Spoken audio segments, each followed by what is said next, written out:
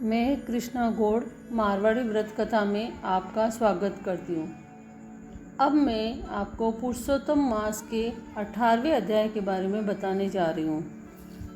नारद जी बोले, हे तपोनिधि राजा दृढ़धनवा को वाल्मीकि जी ने इसके उपरांत क्या सुनाया, कृपया उस वृत्तांत के बारे में मुझे बताइए। श्री नारायण बोले, दृढ़धनवा अपने पूर्व जन्म की ये कथा सुनकर आश्चर्यचकित रह गए। उन्होंने महर्षि वाल्मीकि से प्रार्थना की, हे ब्रह्मण, आपके वचन अमृत के समान मीठे हैं, जिनको सुनकर मन ही नहीं भरता। कृपया आगे का चरित्र सुनाइए। वाल्मीकि जी बोले, हे राजन, वह ब्राह्मण जिस समय पुत्र के शोक में विलाप कर रहा था, उस समय 10 दिशाओं में भीषण गर्जना करते हुए घने बादल छा गए और पर्वतों को कांपती हुई भयानक हवा चलने लगी। मेघ गर्जना से दिशाएं कांपने लगी। 1 मास तक निरंतर वर्षा की झड़ी लगी रही और धरती पर पानी ही पानी हो गया। किंतु पुत्र शोक में व्याकुल वह ब्राह्मण सुदेव कुछ न जान सका। वह पूरे महीने अन्न जल त्याग कर हे पुत्र पुकारता रहा।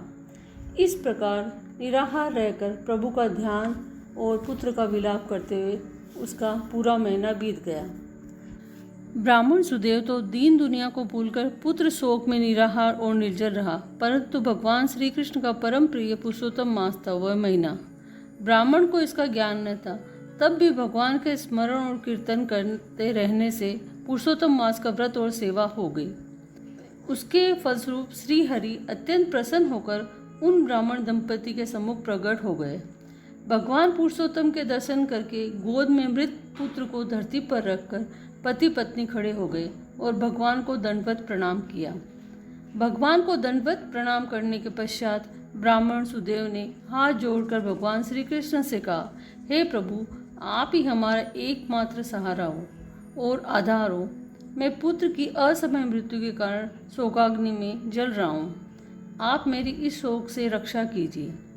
ब्राह्मण सुदेव की ये प्रार्थना सुनकर भगवान श्री कृष्ण कहने लगे, हे सुदेव, तुम धन्य हो, परम भाग्यशाली हो।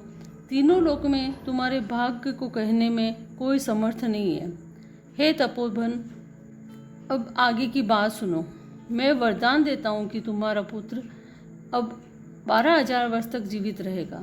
इसी प्रकार का एक प्राचीन इतिहास है जिसे राजा रघु ने श्री मार्कंड ऋषि से कहा था। मैं तुम्हें वह इतिहास सुनाता हूँ, ध्यानपूर्वक सुनो। श्री नारायण जी बोले, अत्यंत प्राचीन काल में धनुर् नाम का एक महान तपस्वी थे। उन्होंने संसारी मनुष्य को पुत्र संबंधी मानसिक दुख से दुखित होते देखा। तब इससे उनका मन अत्यंत दुखी हुआ। तब वह विचारने लगे कि मुझे अमर पुत्र लाभ हो। इसलिए उन्होंने 1000 वर्ष तक कठोर तप किया। तब देवताओं ने आकर धनु से कहा, हे मुनीश्वर, हम तुम्हारे तप से प्रसन्न है, तुम्हारा कल्याण हो, जो इच्छा है वो मांगो। देवताओं के इस प्रकार वचन सुनकर धनुर्नाम ने कहा, आप मुझे अमर और बुद्धिमान पुत्र दीजिए। सब देवताओं ने कहा, ऐसा अभी पृथ्वी पर तो नहीं हो सका है। तब ऋषि ने कहा, निमित आयु वाला पुत्र दे दीजिए। देवता बोले, निमित किसे कहते हैं? मुनि बोले, ये सामने जो बड़ा पर्वत है, ये जब तक रहे मेरा पुत्र भी तब तक जीवित रहे। तब देवता ऐसा ही हो ये वरदान देकर स्वर्ग चले गए।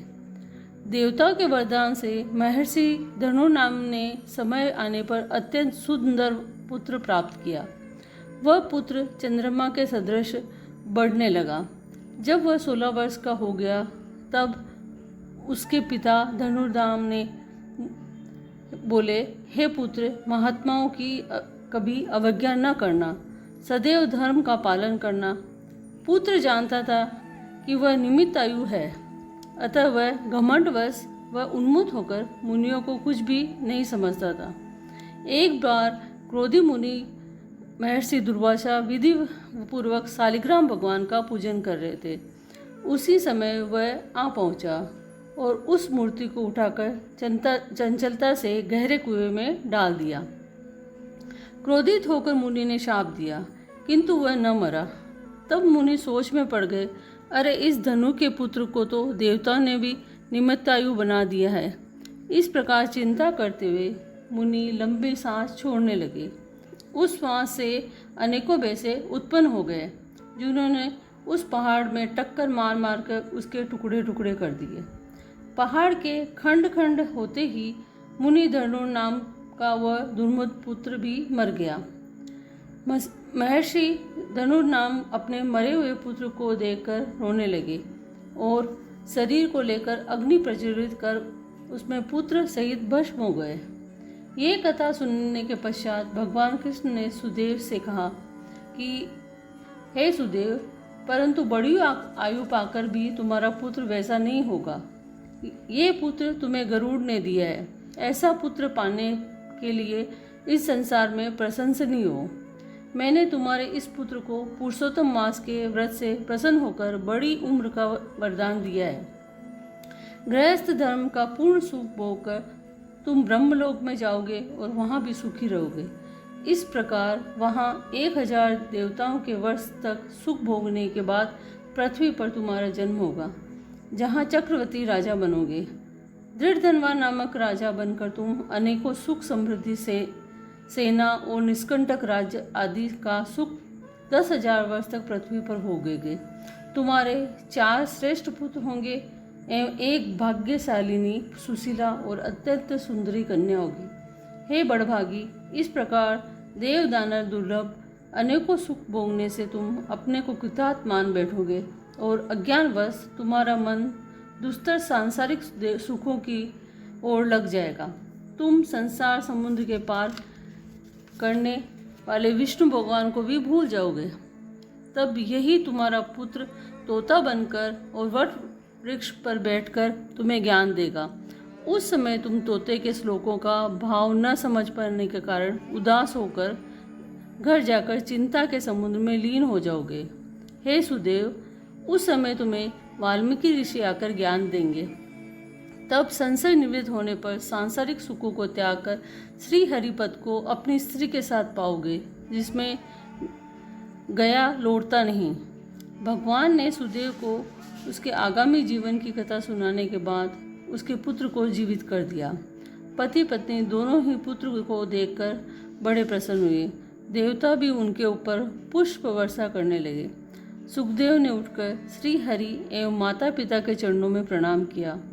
उस समय वह अपने अंश को उत्पन्न पुत्र सुखदेव को देखकर गरुड़ जी बहुत प्रसन्न हुए।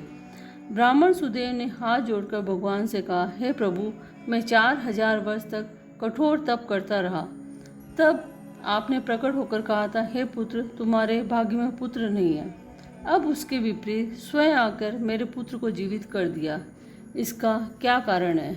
कृपया करके मुझे बताइए और मेरे संशय और भ्रम का निवारण करिए। इसी प्रकार पुरुषोत्तम मास के 18वें अध्याय की समाप्ति हुई। पुरुषोत्तम मास की इससे पहले की कथाओं के लिए प्लेलिस्ट चेक करें।